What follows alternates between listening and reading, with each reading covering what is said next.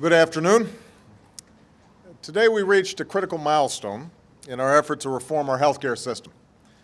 After many months of thoughtful deliberation, the fifth and final committee responsible for healthcare reform has passed a proposal that has both Democratic and Republican support. This effort was made possible by the tireless efforts of Chairman Max Baucus and the other members of the Senate Finance Committee. It's a product of vigorous debate and difficult negotiations. After the consideration of hundreds of amendments, it includes ideas from both Democrats and Republicans, which is why it enjoys the support of people from both parties.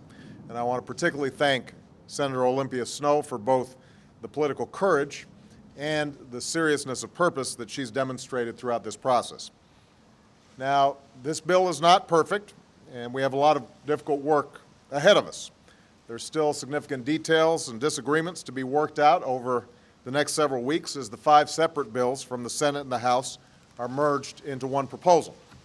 But I do believe the work of the Senate Finance Committee has brought us significantly closer to achieving the core objectives I laid out early in September. Most importantly, this bill goes a long way towards offering security to those who have insurance and affordable options for those who don't.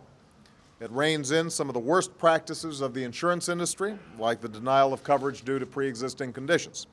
It also sets up an insurance exchange that will make coverage affordable for those who don't currently have it. And as the nonpartisan Congressional Budget Office has certified, it will slow the growth of health care costs in the long term, and it will not add a penny to our deficit.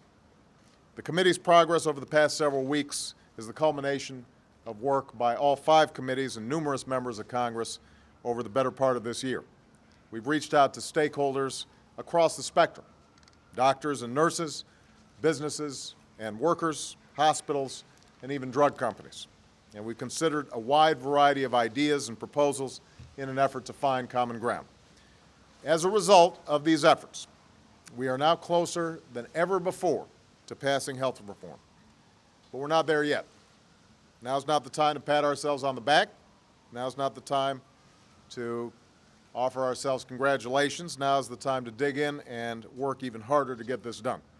And in this final phase, I hope that we will continue to engage each other with the spirit of civility and seriousness that has brought us this far and this subject deserves.